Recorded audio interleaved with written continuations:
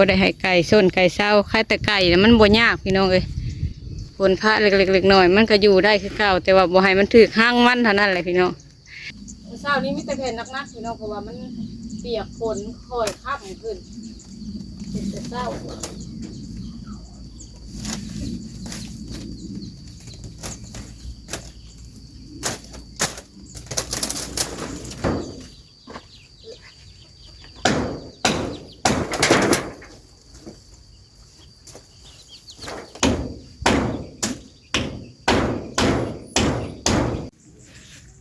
โดยกล่าวสบายดี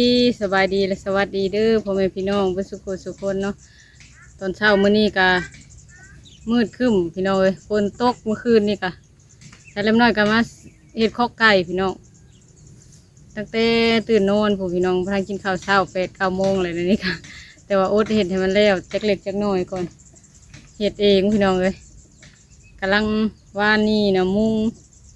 แต่ว่าฝนตกเลยบ่ได้ถ่ายคลิปพี่น้องขับแรงนะมื้อนี้สิมาถ่ายให้พ่อแม่พี่น้องเบิ่งกำลังขังโคกไก่อยู่พี่น้องเลยแต่กับบ่ทันแล้วคาดว่ามื้อนี้เลยพี่น้องสิเฮ็ดให้มันแล้วว่าโตใส่กันกับโคกตัวเก่าเลยพี่น้องให้มันยาวเลยนะเอาไว้เพื่อแต่เลยมีเงินมีคำก็คอยซื้อไก่เขามาตื้มใช่แล้วก็ลูกมันหั่นแหละพี่น้องมันหลายแม่อยู่ไก่แสนน้อยกับตัวมันเป็นสาวก็มีตัวเป็นแม่ก็มีตัวไข่เลยนะพี่น้องเป็นจังใดก็ไปเบิ่งไปชมนำกันเด้อพี่น้องเด้อบรรยากาศก็มีตั้งแต่คืมอยู่ฝนก็สิตกอีกอยู่ประจักมือนี่กับพี่น้องแต่ก็เร่งเฮ็ดข้อไก่อยู่พี่น้องเลยวานนี่ก็มุงกับแข่งพล ให้ไอเที่ยวเพิ่นลิ้นอยู่พอเพิ่นไปเวียกให้เที่ยวเพิ่นลิ้นอยู่แล้วบ่ให้เพิ่นเล่นมาทางนี้เพิ่นเข้ามาบ่ได้เพิ่นก็ลิ้นอยู่ตูบพุ่นพี่น้องเลยจังใดก็ไปเบิ่งไปชมผลงานสำหรับน้อยเฮ็ดข้อไก่เองพี่น้องเลยไปเบิ่งนำกันเด้อพี่น้องเด้อเอาเปิดภาพมาบัดนี้กะปินมาทางข้อไก่ก่อนพี่น้องบัดนี้สำหรับน้อยเฮ็ดเองกับบ่งามปานใดเลยพี่น้องไม้กะที่เก็บมาแต่บนทุกอันเลยเอามาเฮ็ดเอามาแต่ตูบสาวน้อยโดนนั่นกับข้อไก่สำหรับน้อยเฮ็ดแต่ก่อนๆหันเนาะเปียกพี่น้องฝนทำปากกระจาดคืนนี้ย่อกันนักจนได้ไม้ค้ำไว้ใครก็ข้าเวียกพี่น้องก็เลยเฮ็ดเองอันตัวนี้เฉลิมน้อยสิหักออกอยู่บนมันมันยุมันหยะอยู่นะหักออกทักลุ่มนี่เฉลิมน้อยสิบ่เอาคุ้งเด้อพี่น้องเด้อเพราะว่าส่วนหลายปวกมันหมักกินพาไม่เหี่ยพากระจาดนั่นนี่ก็เลยว่าสิแหกสังกะสีมาใส่เอาตีนมันนะพี่น้องวางนี้คือกันแต่ว่ายังบ่ทันใส่อยู่นี่แต่ตอกไว้ซะก่อนนะนี่ธรรมดาเฉลิมน้อยกับโบเป็นคือกันพี่น้องเลยภายกายมากเพิ่นก็โหเฮ็ดเองเนาะเพิ่นว่าเฮ็ดเองเลยพี่น้องแต่ว่าบ่ได้ถ่ายคลิปทั้งเถื่อก็เมื่อยแล้วก็บ่ได้ถ่ายนะพี่น้องแล้วก็ฝนตกในมุงสังกะสีกับวานนี่ก็มุงเองแต่กระตอกบ่ทันแล้วขักบันไดยังทั้งส่วนทั้งลุ่มมันหางมันเบื้องนั่นเลยตะปูเบิดเลยมันยังเลยตะปูใหญ่ก็เลยโง่มาตอกพากระจาดพี่สะก่อนก็มากขวะเสียกันพี่น้องมันก็ยาวได้บัดนี้โอ้ขอไก่บ่ได้ให้ไก่ส้นไก่เศร้าไข่แต่ไก่น่ะมันบ่ยากพี่น้องเอ้ยฝนพระเล็กๆหน่อยมันก็อยู่ได้คือเก่าแต่ว่าบ่ให้มันถึกห้างมันเท่านั้นแหละพี่น้องแต่ก็ยาวเติบอยู่พี่น้องโอ้ก็กะสิมืดนี่เพราะว่ามันอากาศมืดมื้อนี้ไก่นี่แต่สิไปแอมก่อนบัดนี้แอมทั้งหลังแล้วก็แล้วก็มาแอมทั้งหน้าตัวนี้จงเห็ดทางข่าววังใดวังหนึ่งจังกะซีตัวเก่ากะซีมั่งยับย่ายใหม่พี่น้องให้มันโตกันจะดีก่อนบัดนี้เห็ดทางข่าวอยู่กลางให้มันข่าวให้มันเลือกอยู่แต่สิเห็ดโซนมันนอนโซนหนึ่งอะไรพี่น้องโซนที่เอาไม้ขึ้นไปกาดเห็ดโคนมันโซนหนึ่งทางมันไข่กับโซนหนึ่งอะไรลังเถื่อกับโซนนอนสิเห็ดทั้งนั่นพี่น้องพอมันเคยนอนทั้งนั่นแต่ว่ามันไข่ให้มันอยู่ทั้งนี้ส่วนลายมุงสังกะสีมันกะสีน้ำบ่หัวโถเฮามุงอันหญ้านะพี่น้องพลกะสีบุพะปันใดชี้ใหญ่ทั้งไข่มาไว้ทั้งพี่บ่อนมันนอนให้มันนอนทั้งนั่นแหละไปพี่น้องไปเห็นเบียกนำกันบัดนี้มึงนี่ ปื้อนเบิด แบกผักกระจาด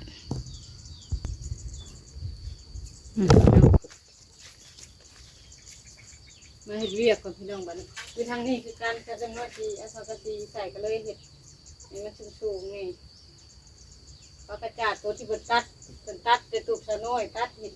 ตัวร่วงสั้นมันจะเล็มน้อยก็มาโตใส่กันนะพี่น้องมันพอดี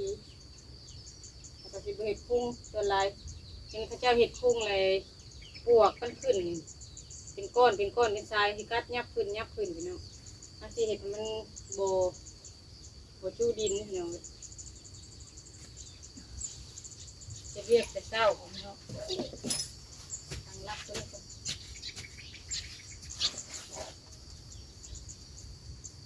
เห็ดแล้วนี่ก็สิไปหากินข้าวแล้วก็มาเห็ดใหม่อีก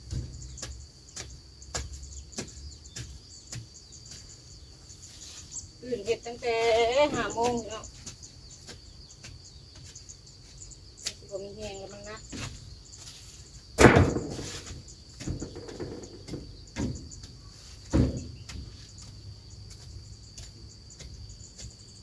พอตบเนียนไปเลยพอตำเนียนไปได้ได้ทั้ง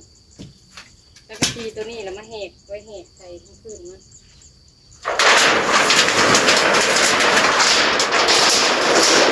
แล้วก็ตีเก่า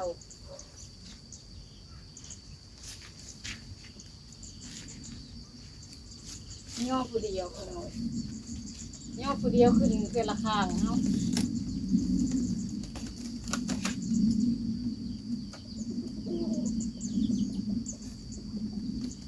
เช้านี้มิแต่แผ่นนักๆพี่น้องเพราะว่ามันเปียกฝนคอยข้ามขึ้นเป็นแต่เช้า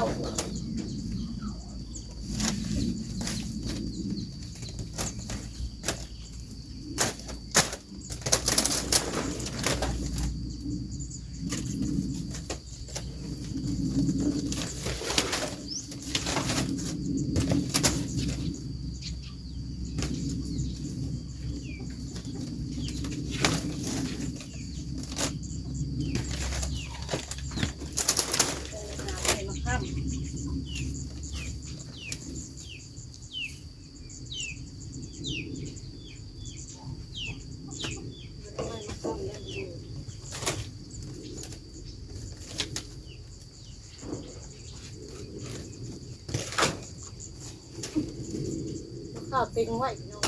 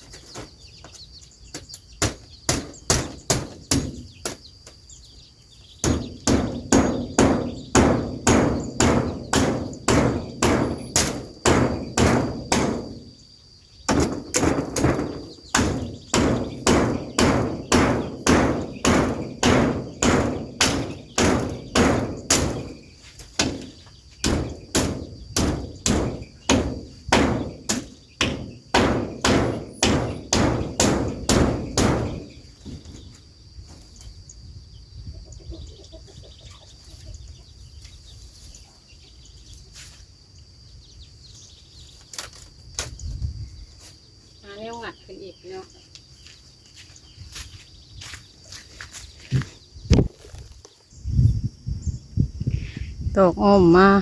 หั่นทางในชุดนั้นยังปอกน้อยๆตัวนี้เลยพี่น้องมันบ่เทิงเสายังน้อยหนึ่งก็สิมาตัดเอาเนี่ยนี่ตัวเก่าแถวนี้แหละตัวเก่าตัวที่เพิ่นตัดแล้วเลยพี่น้องตัวตัดตอนเฮ็ดตูบแล้วแหละเอาไปใส่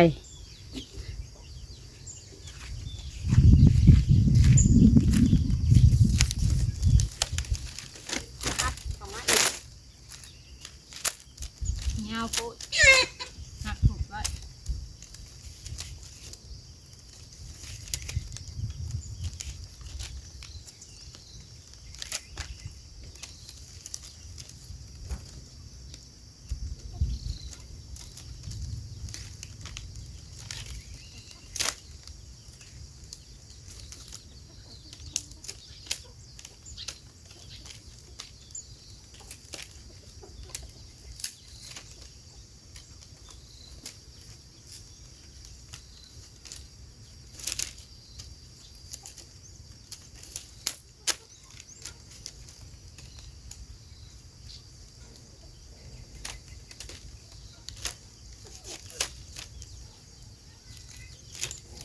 เล็กตะปูกระเบิดพี่น้องนี่แต่สิไป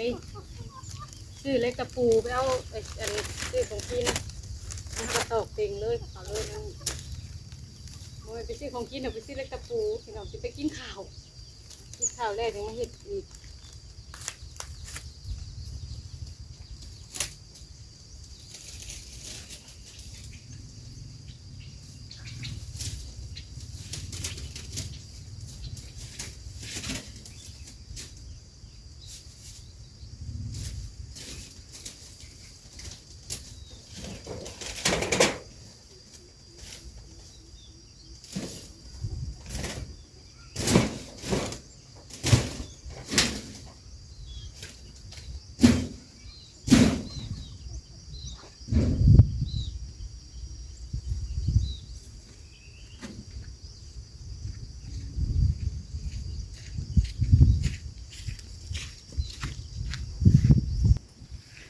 เอาไปเนบใส่ไว้เลยพี่น้องบรรยากาศมืดกล้องก็มืดน้ำบัดนี้มันวางตัวที่มันบดถึงกันเนบไว้ก่อนยังบ่ทันตอกตะปูได้จังสิตอกใส่พอไม่เหี่ยกะถ้ากระจาดกระเพื่อห้าคนมามันกระถึกแดดถึกฝนมาหลายเลยพี่น้องกระฮักไปน้ำเนมีแต่สีแปลงทั้งลุ่มแต่ว่าตอนนี้กำลังหิวข้าวพี่น้องต้องไปกินข้าวก่อนเติมพลังก่อนก็ไก่เห็ดง่ายๆพี่น้องเลยไม้ก็เก็บเอาไม้เก่ามาเห็ดไปตัดไม้ก็โอ้ยพี่น้องเลยทำบทตัดสวยกันหลายคนอะไรกันเพื่อสิขาดได้ทนหนึ่งก็ได้ใส่เฮียงลายนี่มือเศร้านี่แหละพี่น้องอันนี้ก็ได้พอดีต่อใส่กันกับตัวนี้ข้อไก่ตัวเก่าก็เห็ดแบบง่ายๆพี่น้องมันก็ขึ้นนอนเองมันไม่มาไก่ใช่ว่าสิเห็ดค้อนให้มันเป็นระเบียบเห็ดดีๆอะไรพี่น้อง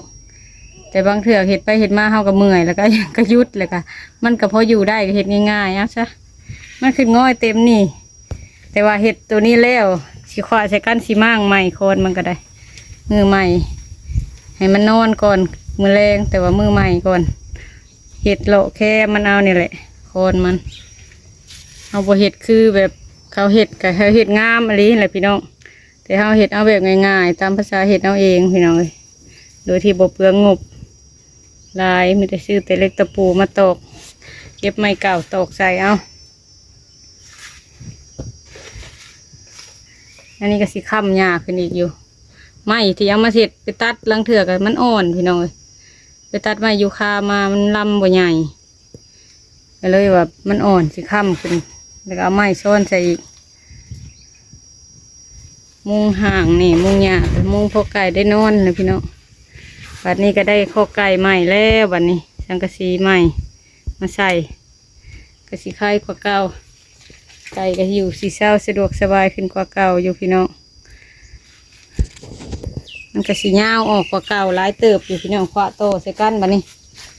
ยามฝนมันก็เขานอนสะดวกสบายขึ้นหรือว่ามันออกลูกลายขึ้นกะ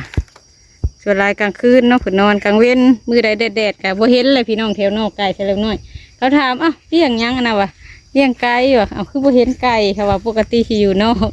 ไก่เฉลิมน้อยเขานอนโคนได้กลางเว้นก็ได้กลางเว้นกับเขานอนเห็นว่าตูบน้อยๆนี่กับพี่น้องตัดไม้เพื่อสิได้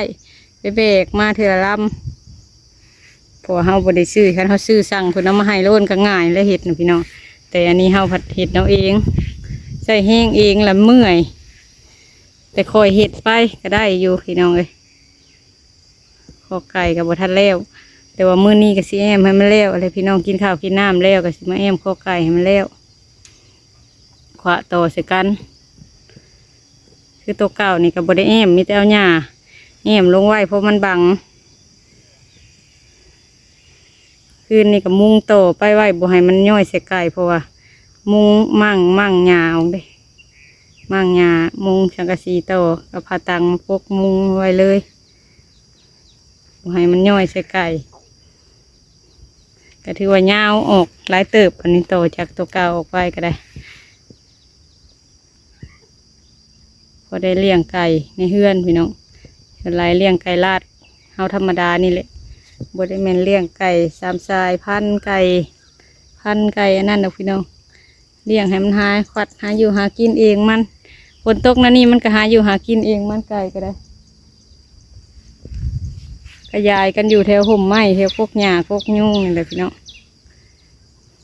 จังใดคลิปนี้ชาเล็บน้อยกับสิโคจบคลิปกันเด้อพี่น้องขอบคุณแม่บุญทวีละลายที่เพิ่นมอบตูบมาให้ชาเล็บน้อยโตเนาะจากสาวน้อยเฮ็ดข้อไก่โตเลยเพิ่นเมื่ออยู่บ้านเพิ่นเลยชาเล็บน้อยก็เอามาสานโตเฮ็ดข้อไก่เสามันก็เก็บเอามาเบิดพี่น้องตัวที่มันยังแกนอยู่ก็เอามาเฮ็ดเสาแซมตื่มกันอะไรพี่น้องเสาหัวเสาหยังนี่แหละใส่กันให้มันทีขึ้นลงมือเฮ็ด2 มือเลยพี่น้องเพื่อตอกโค้งตอกหยังมันถ้าเริ่มน้อยขึ้นตอกเองเลยพอไอเที่ยวเพิ่นก็บ่ค่อยว่างวันใดพี่น้องเพิ่นมือไอเฮ็ดเวียกมากกลางคืนส่วนหลายมาเฮ็ดเวียกต่อก็ได้อยู่แต่ว่าก็ยาเลยถ้าเริ่มน้อยเฮ็ดเองได้อยู่ก็เลยเฮ็ดเอาซะอย่างใดคลิปนี้ก็สิขอจบคลิปก่อนเด้อพี่น้องขอบคุณแม่บุญทวีละลายที่เพิ่นช่วยสู้ลูกให้ได้ต่อเติมข้อไก่ขอให้แม่อยู่ดีไม่แห้งด้วยแม่เด้อสุขภาพแข็งแรงขอบคุณในFCเบิร์ดทุกท่านที่มาให้กำลังใจตลอดมาทั้งผู้เก่าและผู้ใหม่เด้อพี่น้องเด้อสำหรับคลิปนี้ก็ขอตัวลาไปแล้วพี่น้องสบายดี